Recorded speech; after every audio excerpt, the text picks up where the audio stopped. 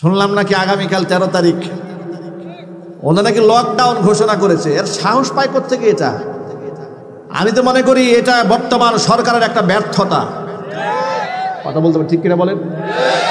Interim গভর্নমেন্টের ব্যর্থতা যে শত শত মানুষটা হাজার মানুষ খুন করার পরে পলাতক দলটি বাংলাদেশে কর্মসূচি ঘোষণা করে, একমাত্র দায়ভার ডক্টর ইউনূসকে নিতে হবে।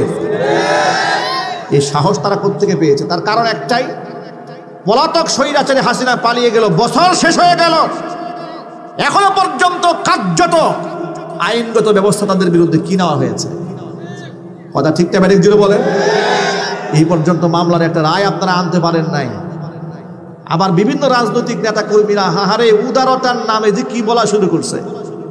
একজনে বলে তো আমি ওনাদেরকে মাফ করে দিলাম, জালেমদেরকে সব মাফ। আরেকজনে বলতেছে তাদের মামলা সব উঠায় নেব। আরেকজনে বলতেছে তাদের গায়ে একটা ফুলের টুকাও দিয়ে দেব না। যারা জালেমদের ব্যাপারে এই শব্দ ব্যবহার করে আল্লাহর কসম, ওরা এই দেশের বন্ধু নয়, ওরা এই দেশের শত্রু। কথা ঠিক নেবে ঠিক? হাজার মানুষ খুন করেছে, তাকে ক্ষমা করার আপনি কে? কথা বলেন না ভাই, ঠিক কিনা বলেন? হাজার মানুষকে পঙ্গু করেছে। জুলাই আগস্টের বিপ্লবে কত আলেম শহীদ হয়েছে, কত মাদ্রাসার ছাত্র শহীদ হয়েছে, ইউনিভার্সিটির ছেলেরা শহীদ হয়েছে, পা হারিয়েছে, চোখ হারিয়েছে, জীবন দিয়েছে। আপনি বলেন ওদের নিরাপত্তা দেবেন? খুনিদের নিরাপত্তা যারা দেবে, আগামী নির্বাচনে জাতি তাদের সাথে বোঝাপড়া আছে। কথা বলতে হবে ঠিক কিনা জুড়ে বলেন। খুনিদের নিরাপত্তা নয়, খুনিদের বিচার চাই। এই মাটিতে বিচার হতে হবে। স্বৈরাচারী হাসিনা এবং তার দূষণে যারা আলেম হত্যা করেছে, ছাত্র হত্যা করেছে, সাধারণ রাজনীতিবিদদেরকে হত্যা করেছে, গুম করেছে, খুন করেছে, ফাঁসির কাস্টে ঝুলাবার আগ পর্যন্ত কোনো আপোষ চলবে না। কথা বলতে হবে মুসলমান, ঠিক কিনা?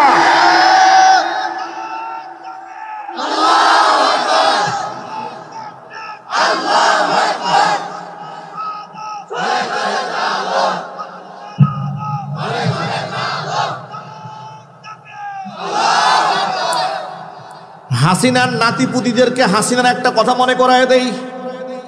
খুনি হাসিনা। কি হাসিনা? একটু জোরে বলেন, আরো জোরে। এর নাম বলার আগে সবসময় খুনি মুখে বলবেন। কি বলবেন?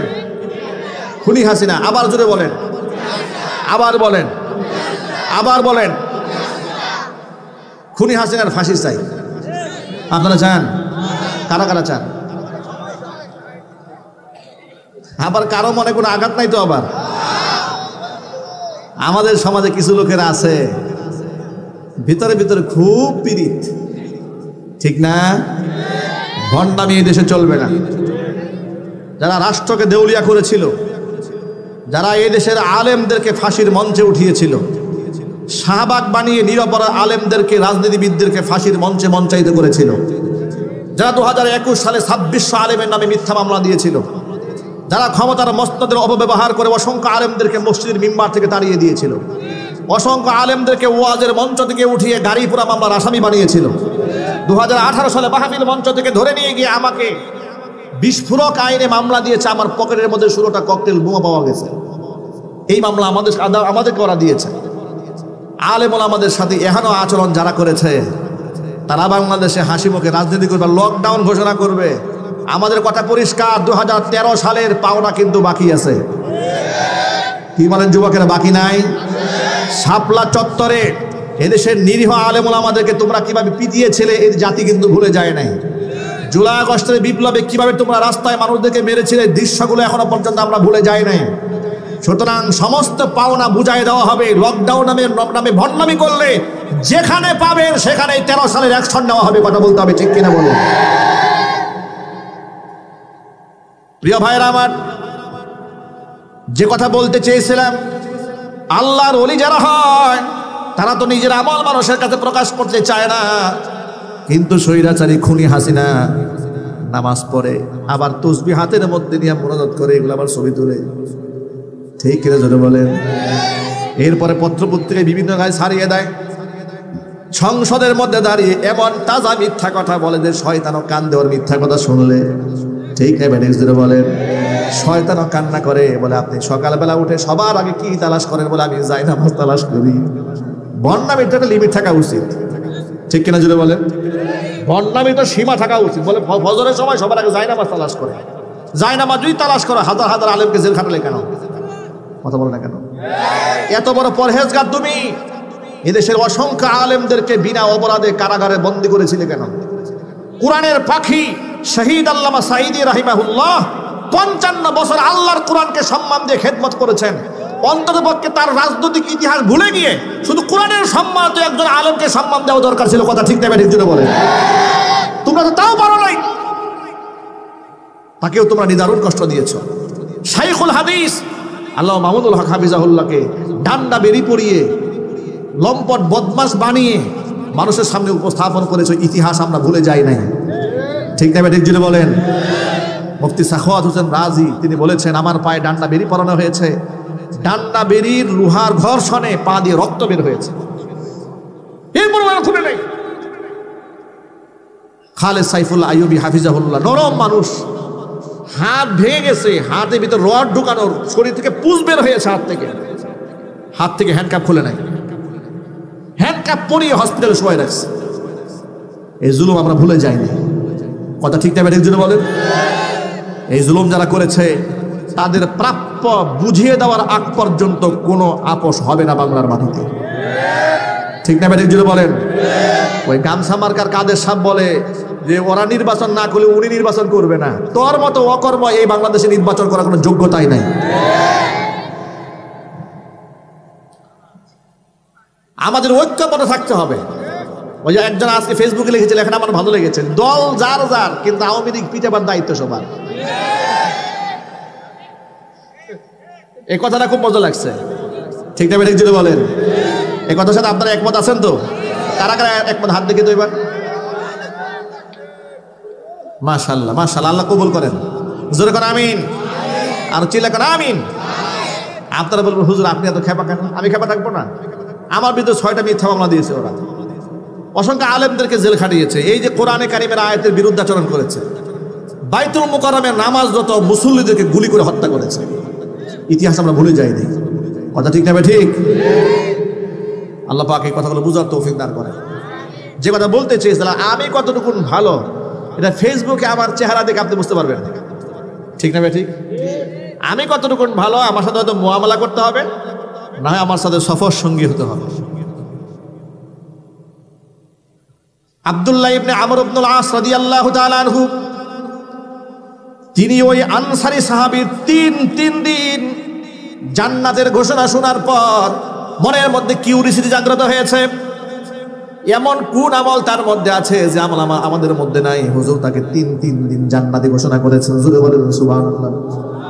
এখন আমল তো খুঁজে বের করতে হবে, এমন কোন আমল আছে? আমাদের এই সমাজের মধ্যে দেখবেন লোকেরা কম্পিটিশন করে, সম্পদ নিয়ে, মাল নিয়ে, ক্ষমতা নিয়ে মারামারি করে, আর সাহাবায়ে কেরাম আমল নিয়ে প্রতিযোগিতা করতেন। তিনি কৌশল করে এই সাহাবীকে বলছেন, আনসারী সাহাবীকে, যে ভাই বাড়িতে আমার বাবার সাথে আমার একটু মনোমালিন্যতা হয়েছে, আমি তোমার সাথে 3টা দিন তোমার বাড়িতে থাকতে চাই, তোমার কি সুযোগ হবে? সুযোগ দিতে পারবে আমাকে? সে বলে কোনো অসুবিধা নেই, আসো, ওয়েলকাম। 3 দিন বাড়িতে থেকেছে, তার সাথে 3 দিন 3 রাত। তার দিনের আমল লক্ষ্য করেছে, রাতের আমল লক্ষ্য করেছে। 3 দিন 3 রাত থাকার পর বিশেষ কোনো আমল কিছুই দেখতে পায় না। সে যে আমল করে, নামাজ পড়ে, সত্য কথা বলে, হালাল হারাম বেঁচে চলে, ওই আমল তো সবাই করে। এবার 3 দিন পর মুখের জড়তা ভেঙে প্রশ্ন করে বসেছে, ভাই তোমাকে তো বলেছিলাম আমার বাবার সাথে একটু দ্বন্দ্ব হয়েছে, আসলে কোনো দ্বন্দ্ব হয় নাই। আমি তোমার ব্যাপারে অনুসন্ধানে নেমেছিলাম, কারণ নবীজি তোমাকে 3 দিন জান্নাতবাসী বলে ঘোষণা দিয়েছে। এমন কি আমল তোমার মধ্যে আছে যেটা আমাদের মধ্যে নাই? আনসারী সাহাবী জবাব দিয়ে বলছেন, এই পয়েন্টটা মনে রাখবেন, যুবকরাও মনে রাখবেন, মা বোনরা কান খুলে শুনে রাখবেন। আনসারী সাহাবী জবাব দিয়ে বলেন, আনা লা আজিদু ফি নাফসি গিশান লি আহাদিন মিনাল মুসলিমিন। পৃথিবীতে একজন মুসলমানের সাথে আমার অন্তরের মধ্যে আমি কোনো বিদ্বেষ রাখি না। ওয়ালা আহসুদু আলা আহাদিন ওয়ালা আহসুদু আলা খাইরিন আতাহু আল্লাহু ইয়াহু, কোন ব্যক্তির সাথে আমি হিংসা করি না ওই নিয়ামতের ব্যাপারে যে নিয়ামত আল্লাহ পাক আমার কোন ভাইকে দান করেছেন, আমাকে দান করেন নাই। জোরে বলেন সুবহানাল্লাহ। আর অন্তরের মধ্যে আমি কোনো ঘৃণা রাখি না, মানে বিদ্বেষ রাখি না মুসলমান ভাইয়ের প্রতি। হয়তো আল্লাহ রাব্বুল আলামিন এই জন্য আমাকে কবুল করে নিয়েছেন। এবার তিনি বললেন, নিঃশব্দে এটাই হচ্ছে সে আমল যেটা আমাদের মধ্যে নাই। হিংসা মুক্ত হতে হবে। আমরা পারবো না ভাই ইনশাআল্লাহ? কোনো হিংসা নাই, আমাদের একাকার হয়ে যেতে হবে। আমাদের মধ্যে মনোমালিন্যতা থাকবে, আমাদের মধ্যে ব্যক্তিগত ইখতিলাফ থাকতে পারে, মত ভিন্নতা থাকতে পারে, ভিন্ন মত থাকতে পারে, কিন্তু অন্তরে কোনো গুসা থাকবে না, বিদ্বেষ থাকবে না। আমাদের বিদ্বেষ থাকবে শুধুমাত্র ইসলামের দুশমনদের বিরুদ্ধে। কথা ঠিক নেবে? ঠিক জোরে বলেন। ইসলামের দুশমন যারা, তারা এই দেশে ইসলাম চায় না, কোরআন চায় না, রসুলের সুন্নাহ চায় না, মসজিদ চায় না, মাদ্রাসা চায় না, আলেমদেরকে তুচ্ছ তাচ্ছিল্য ব্যঙ্গ বিদ্রুপ করে, এদের সাথে আমাদের যুদ্ধ আছে না নাই? ভাইরা আমার, হিংসা বড় মারাত্মক জিনিস। এখান থেকে বেঁচে থাকবেন, আল্লাহ পাক যেন কবুল করেন। জোরে কোন আমিন। এবার মূল কথায় ফিরে আসি, যা বলতে চেয়েছিলাম। ইউসুফ আলাইহিস সালাতু ওয়াস সালাম কি 10 ভাই হিংসা করতে শুরু করে দিল। ইউসুফকে তো আমাদের বাবা বড্ড ভালোবাসে, বড় মহব্বত করে। ইউসুফকে যদি কোনো মতে মাইনাস করে দেওয়া যায়, তাহলে বাবার দৃষ্টি আমাদের দিকে আসবে। জোরে জোরে বলেন নাউযুবিল্লাহ। ভাইরা মিলে পরামর্শ করলো কি করা যায়। ইউসুফের প্রতি বাবার যে দুর্বলতা, এটা তো কোনোভাবে কাটানো যায় না। এবার 10 ভাই মিলে পরামর্শ করলো, আসুন আমরা ইউসুফকে হত্যা করি।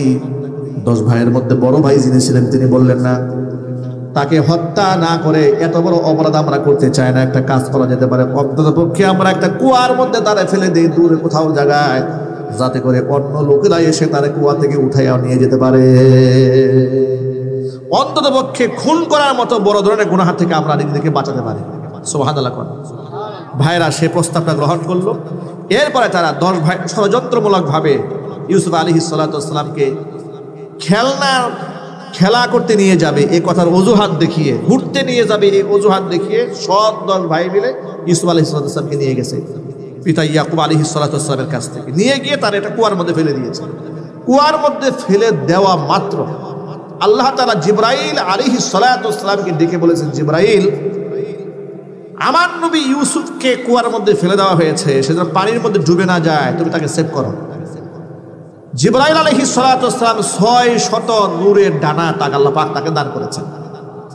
এক ঝাপটা দিয়ে কুয়ার মধ্যে ফেলা হয়েছে। উপর থেকে, কুয়া থেকে ইউসুফ আলাইহিস সালাতু ওয়াস সালাম নিচে তলে যাওয়ার আগেই 7 আসমান ভেদ করে জিবরাইল আলাইহিস সালাতু ওয়াস সালাম কুয়ার মধ্যে এসে হাজির হয়ে গিয়েছে। জোরে বলতে পারো আল্লাহু আকবার। কুয়ার মধ্যে নবী ইউসুফ আলাইহিস সালাতু ওয়াস সালামকে ফেলে দেওয়া হলো। কোরআন মাজিদ আল্লাহ পাক ইতিহাস বলেছেন, কুয়ার মধ্যে ফেলে দেওয়ার পর জিবরাইল যখন তাকে সেভ করেছে, কোরআন বলে ওয়াজাআত সাইয়ারাতুম ফাআরসালু ওয়ারিদাহুম ফাআদনা দালওয়া। একটা কাফেলা যাচ্ছিল, ব্যবসায়ী কাফেলা, সফর করে কুয়ার পাশ দিয়ে। পানির প্রয়োজন হলো, পানি উঠাবার জন্য বালতিওয়ালাকে পাঠিয়ে দিল, যাও কুয়া থেকে কিছু পানি উঠায় নিয়ে আসো। কুয়ার মধ্যে বালতি ছেড়ে দিয়েছে ইউসুফ আলাইহিস সালাতু ওয়াস সালাম। ছোট্ট মানুষ, কোনো বর্ণনার মধ্যে এসে তার বয়স হলো মাত্র 7 বছর। তিনি বালতির মধ্যে উঠে বসেছে। এবার বেচারা বহুত কষ্ট করে উপরে উঠাইছে। উপরে উঠানোর পরে দেখে পানি তো উঠে নাই, উঠছে তো আস্ত একটা বালক। আর এমনই বালক, এমনই সুন্দর মানুষ, যে পৃথিবীতে এমন সুন্দর মানুষ তারা কোনোদিন চোখেও দেখে নাই। আল্লাহু আকবার বলেন। কোরআনের ভাষা আল্লাহ পাক বললেন, ক্বালা ইয়া বুশরা হাযা গুলাম ওয়া আসরু বিদাআহ ওয়াল্লাহু আলীমুম বিমা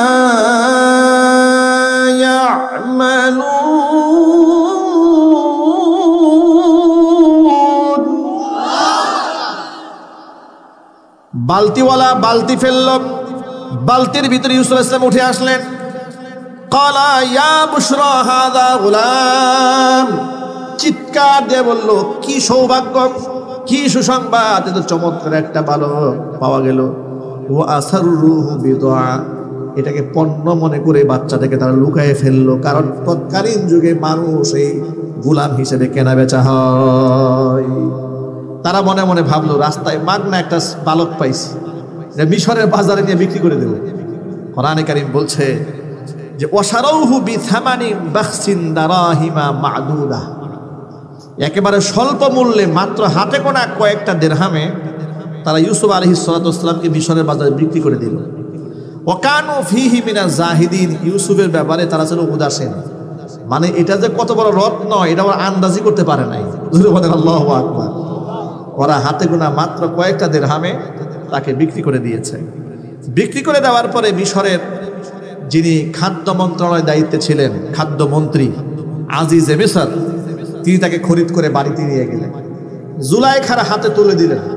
জুলাইখাকে ডেকে বলছে, আকরিমি মাসওয়াহু আসা আইয়ানফাআনা আও নাত্তাখিদাহু ওয়ালাদা। জুলাইখা, তুমি এই ছেলেটাকে একটু সুন্দর থাকা খাওয়ার ব্যবস্থা করে দাও, ভবিষ্যতে যেহেতু আমাদের ছেলে পেলে নাই, তাকে আমরা সন্তানের মতো লালন পালন করে বড় করবো, আমাদের সন্তান হয়ে কাজে আসবে, অথবা সে এমনিতে আমাদের উপকারে আসবে, ছেলে মানুষ যেহেতু। এইভাবে আল্লাহ পাক তাকে মিশরের খাদ্যমন্ত্রী ঘরে সুন্দর থাকা খাওয়ার বন্দোবস্ত করে দিলেন। শিশু বালক থেকে শুরু করে ধীরে ধীরে যৌবনে যখন পদার্পণ করলেন, আল্লাহ পাক তাকে জ্ঞান, হিকমা, প্রজ্ঞা, বুদ্ধিমত্তা দিয়ে এমন ভাবে তাকে প্রতিষ্ঠিত করে দিলেন যে তার চেহারার দিকে একবার কেউ তাকালে দ্বিতীয়বার চোখ ফিরানো যায় না। আল্লাহু আকবার জোরে বলেন। একবার তাকালে কেউ চোখ ফিরাতে পারে না। এমনকি যে জুলাইখার ঘরে এই ছোট্ট বালকটা ছোট থেকে ধীরে ধীরে ধীরে ধীরে বড় হয়েছে, সেই জুলাইখা নিজেই লোভ সামলাতে পারে নাই ইউসুফ আলাইহিস সালাতু ওয়াস সালামের ব্যাপারে। প্রিয় ভাইরা, আমাদের সমাজের মেয়েদের কিছু কিছু মেয়েদের খাসলত তো এরকম আছে, গাঞ্জাখুর ছেলে দেখলেও মাথা নষ্ট হয়ে যায়। ঠিক না ঠিক জোরে বলেন। মানে অবস্থা এমন পর্যায়ে হয়েছে, নেশাগ্রস্ত টিকটকার, এগুলাকে বিয়ে করার জন্য কিছু মেয়েরা পাগল হয়ে থাকে। ঠিক না ঠিক? সিরাজগঞ্জ এরকম হয় না মনে হয়? আল্লাহ হেদায়েত দান করুক। একটু জোরে বলেন আল্লাহুম্মা আমিন। আচ্ছা, যেখানে যে সমাজের মেয়েরা টিকটকার পোলা দেখলে মাথা ঠিক থাকে না, সেই সমাজে ইউসুফ আলাইহিস সালাতু ওয়াস সালামের মতো চেহারাওয়ালা একটা ছেলে আমলে, আখলাকে, আদর্শে, সিরাতে, সুরতে, ইলমে, আমলে, হিকমা, প্রজ্ঞায়, বুদ্ধিমত্তায় অতুলনীয়। আল্লাহু আকবার বলেন। এইরকম একটা সুপুরুষ ঘরের মধ্যে আছে, এটা কি জুলাইখা নিজেকে সামাল দেওয়া সম্ভব? পাগল হয়ে গেছে, পুরো পাগল। এমন পাগল হলো, ইতিহাসের এই ঘটনা বড় লম্বা, কোরআন এটাকে আহসানুল কসস বলে উল্লেখ করেছেন। জুড়ে বলেন সুবহানাল্লাহ। শুধু শিক্ষণীয় পয়েন্ট আমি আপনাদের সামনে তুলে ধরতে চাই, যদি আপনাদের কষ্ট না হয়। হ্যাঁ, বেশি কষ্ট হচ্ছে ভাই? সারা চলবে? মারহাবা বলেন। স্পিরিট তো ভালো আছে মাশাআল্লাহ। ঘুম আসে নাই? কারো ঘুম আসে নাই? লিল্লাহি তাকবীর, লিল্লাহি তাকবীর। যে মানুষ গভীর রাত পর্যন্ত মাটিতে বসে কোরআন শুনতে পারে, সেই মানুষে এই কোরআন আল্লাহর দ্বীন এই জমিনের মধ্যে প্রতিষ্ঠিত করার জন্য রক্তও দিতে পারবে। ঠিক না ঠিক? আগামীর বাংলাদেশ কোরআন সুন্নাহর বাংলাদেশ হবে, কোনো আপোষ চলবে না, কথা বলতে হবে। ঠিক কিনা বলে? আমার যুবক ভাইরা, ইউসুফ আলাইহিস সালাতু ওয়াস সালামের প্রেমাসক্ত হয়ে গেল জুলাইখা।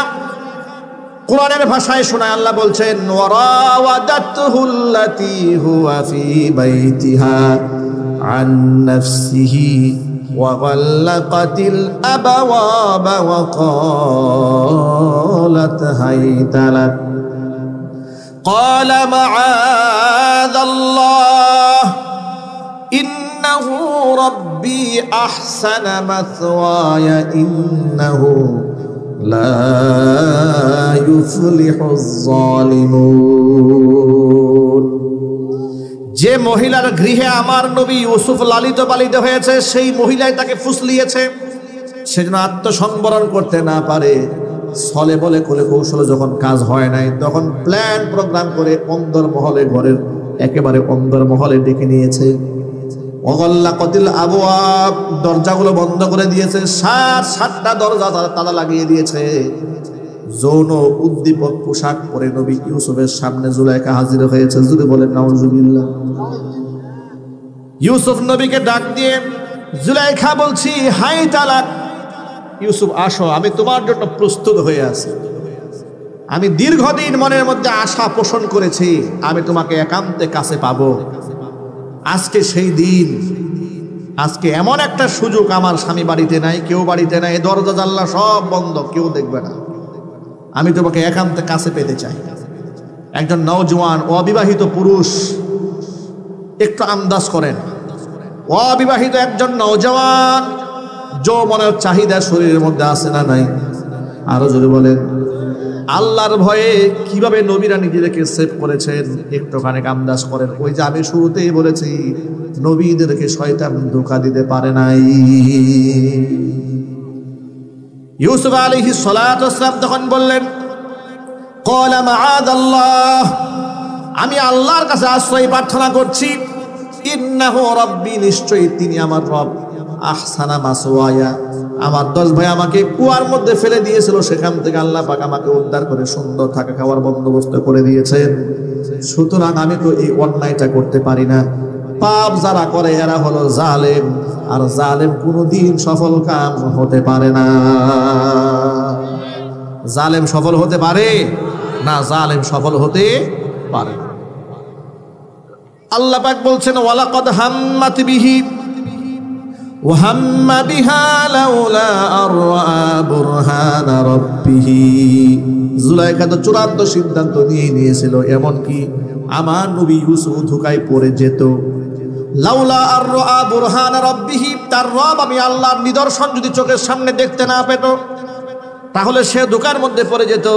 কিন্তু আমি আমার নবীর গায়ে জিনার মতো, ব্যভিচারের মতো কলঙ্কের দাগ লাগবে, সেটা তো আমি হতে দেব না। কাযালিকা লিনাসরিফা আনহুস সুআ ওয়াল ফাহশা ইন্নাহু মিন ইবাদিনাল মুখলাসিন।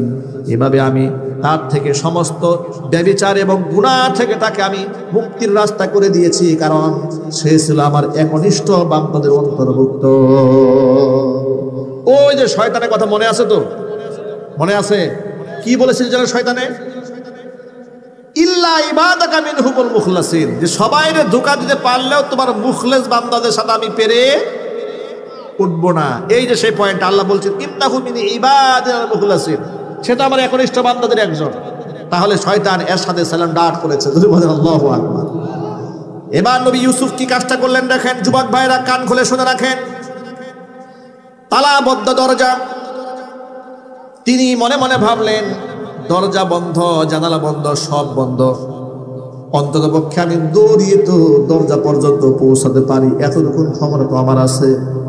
আল্লাহর উপর ভরসা করে, তাওয়াক্কুল করে তালাবদ্ধ দরজার দিকে নবী ইউসুফ যখন জোরে দৌড় দিয়েছেন, পিছনে জুলাইখা দৌড় দিয়েছে।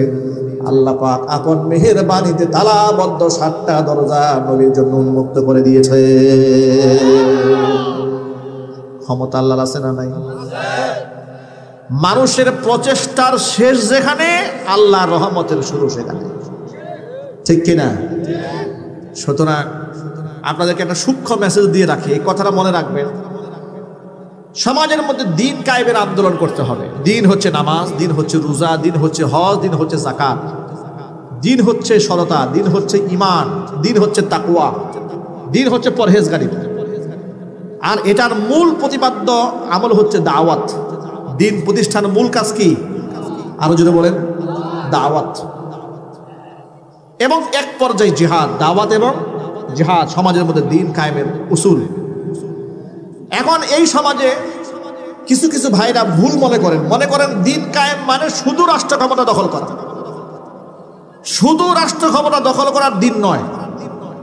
রাষ্ট্র ক্ষমতা দখল করে ইসলামী শাসন ব্যবস্থা কায়েম করা হচ্ছে।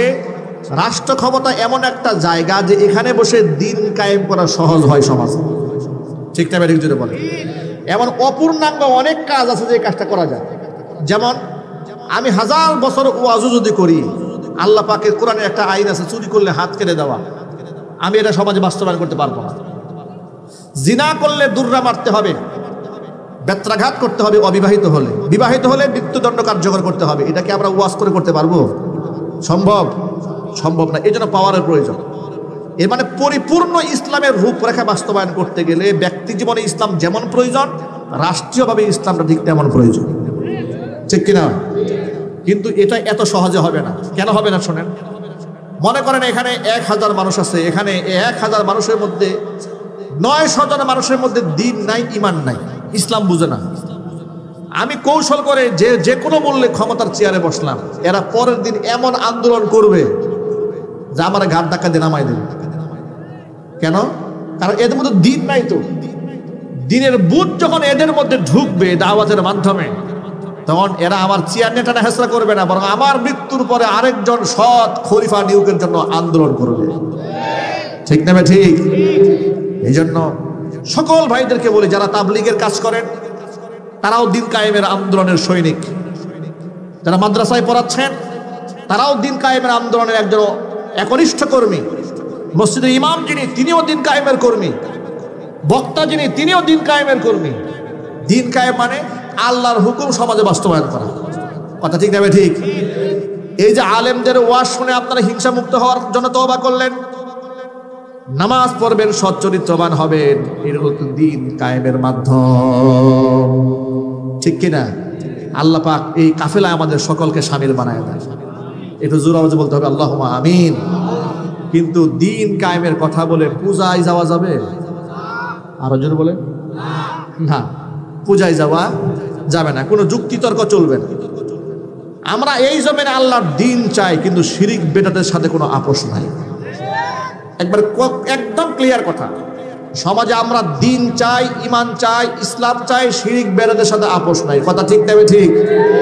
শিরিকের সাথে কোনো কম্প্রোমাইজ নাই। আল্লাহ পাক বুঝার তৌফিক দান করেন। ভাইরা আমার, ইউসুফ আলাইহিস সালাতু ওয়াস সালাম তালাবদ্ধ দরজার দিকে দৌড় দিলেন।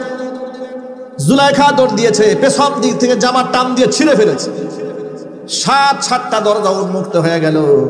কোরআন মাজিদ আল্লাহ পাক বলছেন, ওয়া আলফা ইয়া সাইয়্যিদাহা লাদাল বাব। জুলাইখার স্বামীকে পেলে ঘরের সামনে, দরজার সামনে।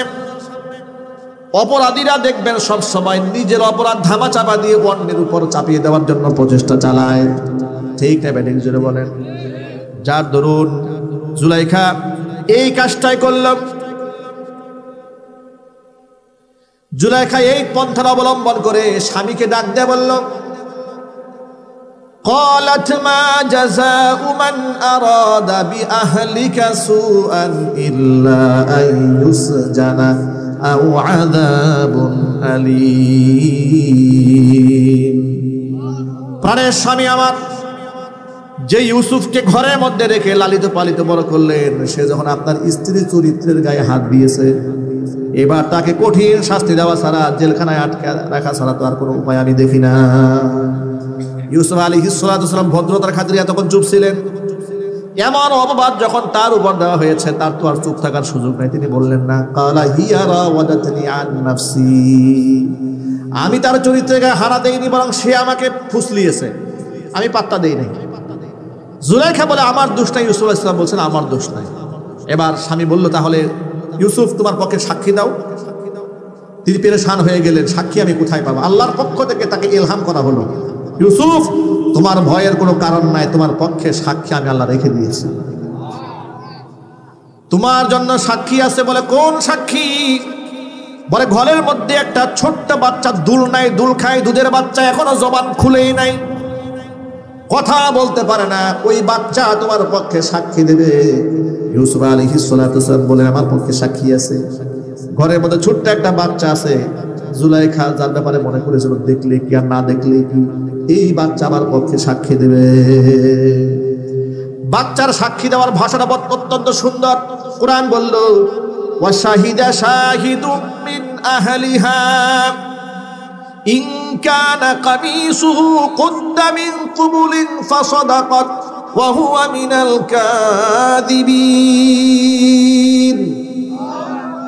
ও বাদশা, আপনি তাকিয়ে দেখুন, ইউসুফের জামা যদি সামনের দিকে ছেঁড়া হয় তাহলে বুঝে নেবেন আপনার স্ত্রী সত্যবাদী, ইউসুফ মিথ্যাবাদী। কারণ একজন পুরুষ যখন একজন নারীর উপর ঝাঁপিয়ে পড়ে ধস্তাধস্তি করলে তো সামনের দিক থেকে জামা ছিঁড়ে যাওয়ার কথা, পেছন দিক থেকে ছিঁড়ে যাওয়ার কথা নয়। তাহলে প্রমাণ হয়ে যাবে ইউসুফ মিথ্যাবাদী, আপনার স্ত্রী সত্যবাদী। আর জামা যদি পেছন দিক থেকে ছেঁড়া হয় প্রমাণ হয়ে যাবে আপনার স্ত্রী মিথ্যাবাদী আর ইউসুফ সত্যবাদী। আমার বন্ধুগণ, এক বাক্যে জবাব দিয়ে বলেন, জামাটা সামনে ছেঁড়া না পেছনে ছিঁড়া? কোরআন মাজিদ আল্লাহ পাক বলছেন, ফালাম্মা রাআ কামিসাহু মিন দুবুরিন ক্বালা ইন্নাহু মিন কাইদিকুন্না ইন্না কাইদাকুন্না আযীম। যখন পেছন দিক থেকে দেখলো যে জামাটা পেছনে ছিঁড়া, তখন তো স্বামীর বুঝার আর বাকি নাই। এবার নিজের স্ত্রীকে ডেকে বলে, ইন্নাহু মিন কাইদিকুন্না, এটা তোমাদের চক্রান্ত। ইন্না কাইদাকুন্না আযীম, তোমাদের মহিলাদের চক্রান্ত বড় ভয়ঙ্কর। এই চক্রান্তের ফাঁদে শিক্ষিত মানুষ পা দিয়েছে, শিক্ষিত মানুষের শিক্ষা শেষ। জ্ঞানী মানুষ পা দিয়েছে, জ্ঞানীদের জ্ঞান শেষ। সম্মানিত এমপি মন্ত্রীরা পা দিয়েছে, আর মন্ত্রিত্ব শেষ। ঠিক না? বলে টাকলা মোরাদের কথা মনে আছে না? কল রেকর্ড যখন ফাঁস হয়ে গেল, বেচারা অবস্থাটা কি হয়ে গেল? পদ পদবি সব শেষ। মানে মহিলাদের পাল্লায় যে পা দিয়েছে অন্যায় ভাবে, তার কাম সারা। ঠিক না? ঠিক। নবী করিম সাল্লাল্লাহু আলাইহি সাল্লাম বলেছেন, মেয়েদেরকে ডেকে বলেছেন, ও মহিলারা, তাসাদদাকনা, বেশি বেশি তোমরা দান করো। ফাইন্নী উরিতুকুন্না আকসারা আহলিন নার, কারণ অধিকাংশ মেয়েদেরকে আমি জাহান্নামে দেখেছি। মেয়েরা জিজ্ঞেস করলো, বিমা দাকা ইয়া রাসূলুল্লাহ, হে আল্লাহর রাসূল, কোন অপরাধের কারণে মেয়েরা বেশি জাহান্নামে যাবে? হুজুর বলেন, দুইটা অন্যায়ের কারণে। এক নাম্বার হচ্ছে লিতুকসিরনা লানা, বেশি লানত দেওয়া, কথায় কথা লানত দেওয়া, অভিশাপ দেওয়া। আর দ্বিতীয় নাম্বার হচ্ছে ওয়া তাকফুরুনাল আশির, স্বামীর নাফরমানি করা।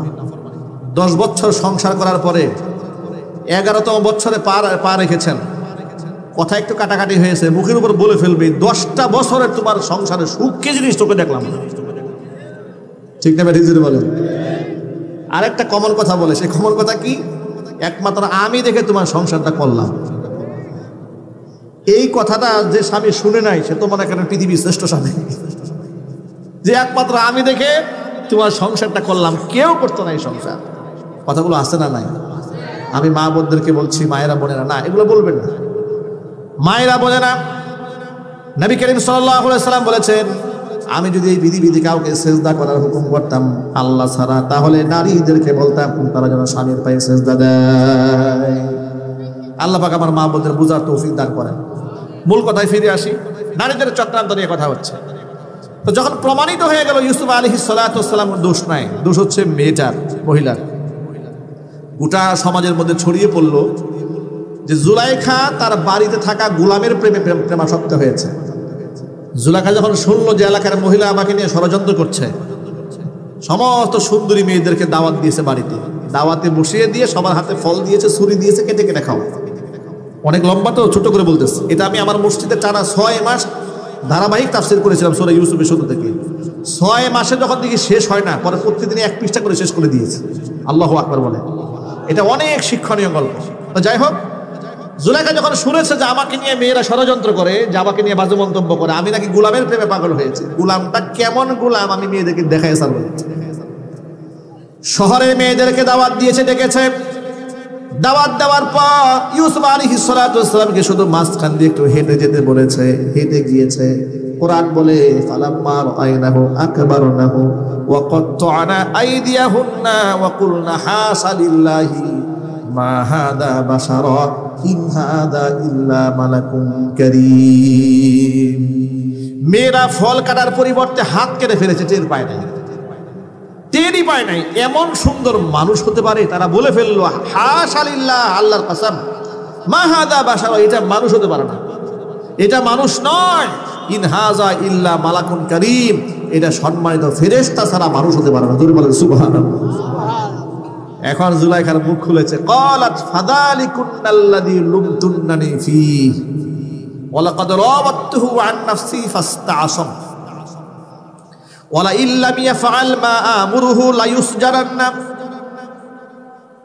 ইউসজানান্না আও লা ইউসজানান্না আও ইয়াকুনা মিনাস সাগিরিন। কোরআন মাজিদের মধ্যে ইউসুফ আলাইহিস সালাতু ওয়াস সালামের এই বিষয়টাকে আলোচনা করতে গিয়ে জুলাইখা বলছে, যদি এই হচ্ছে সেই পুরুষ যার ব্যাপারে তোমরা আমাকে খারাপ মনে করেছিলে যে আমি গোলামের প্রেমাসক্ত হয়েছি, এমন গোলামের প্রেমে আমি পড়েছি যে গোলামের চেহারা একটা বার দেখার পরে তোমরা নিজেকে কন্ট্রোল করতে পারো নাই, ফল কাটার পরিবর্তে তোমরা হাত কেটে ফেলে দিয়েছিলে। জোরে বলেন সুবহানাল্লাহ। তোমরা যদি এক নজর দেখে ফল কাটার পরিবর্তে হাত কাটো, সেই ছেলেটা যদি 24 ঘন্টা আমার চোখের সামনে থাকে, আমার অবস্থাটা কি হয়?